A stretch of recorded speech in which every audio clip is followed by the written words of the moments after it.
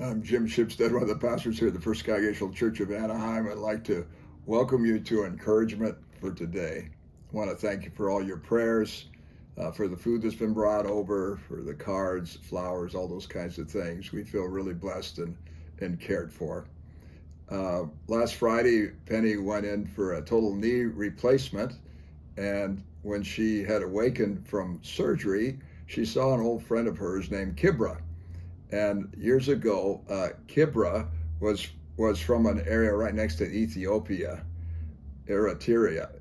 And most of you have never heard of that place, but it's a little country, and just the civil war was going on there.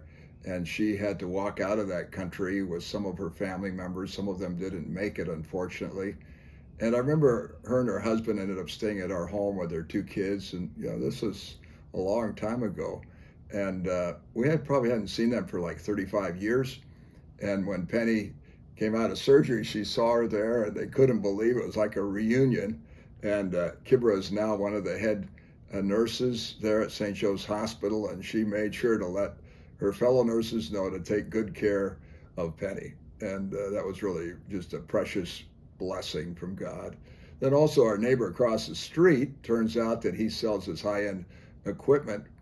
It's kind of an ice pack that you wrap around your knee, and it's used by professional athletes. The problem is those things cost $3,000, and so he just allowed us to use it on loan for a couple weeks, and that was another blessing.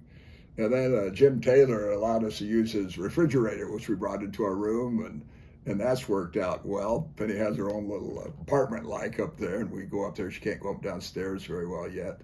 And then also Robbie loaned us an extra cane that he had. So I just feel all these little blessings have come to us, and I'm so thankful.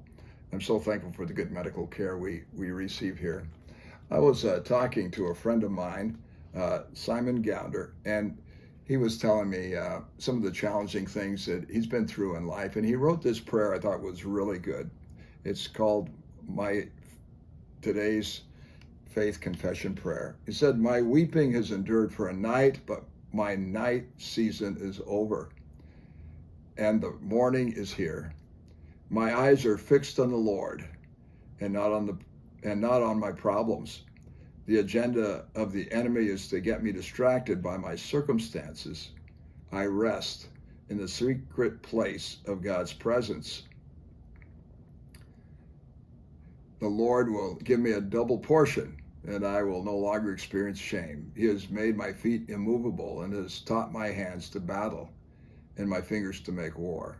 He will clothe me with the garment of favor, and I will be sought after.